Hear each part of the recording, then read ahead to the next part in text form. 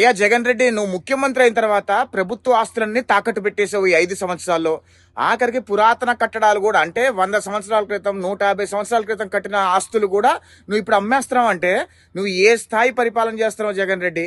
అయినా నీకు ఒక సలహా ఇస్తా జగన్ రెడ్డి. ఎన్ఆర్ఐల్లో కూడా ఇగో చూపిస్తున్నా చూసావా, ఇవన్నీ భవనాలన్నీ ఎన్ఆర్ఐలో తెలుగు వాళ్ళ భవనాలు.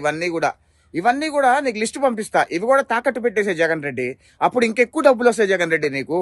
నువ్వు ముఖ్యమంత్రి అయిన తర్వాత ప్రభుత్వ ఆస్తులు, ప్రజల ఆస్తులు అన్ని కొలవడం తప్పితే రాష్ట్రాన్ని అభివృద్ధి చేసింది ఎక్కడా లేదు.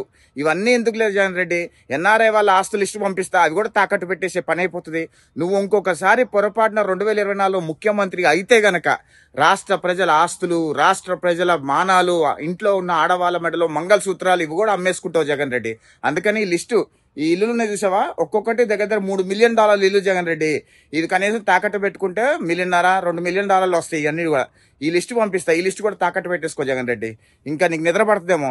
తెలుగు ప్రజల ఇల్లు కూడా తాకట్టు పెట్టుకున్న ఒక దౌర్భాగ్య ముఖ్యమంత్రి అని నేషనల్ హెడ్లైన్స్ కాదు, ఇంటర్నేషనల్ హెడ్లైన్స్ లో వచ్చేస్తుంది. Thank you Jagan Reddy. నువ్వు గొప్పోడివి జగన్ రెడ్డి. ఆయన నిన్ను కాదు జగన్ రెడ్డి అనాల్సింది.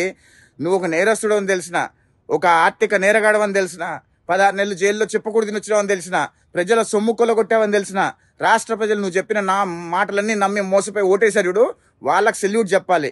ఇంకొకసారి కనుక నీకు పొరపాటు నేను ముఖ్యమంత్రిగా గెలిపిస్తే వాళ్ళ జీవితాలు ఏ రకంగా సర్వనాశనం అయిపోబోతున్నాయో ఖచ్చితంగా వాళ్ళకి తెలిసి వస్తుంది. ఇప్పటికే తెలిసిందని నేను అనుకుంటున్నా. జై హింద్.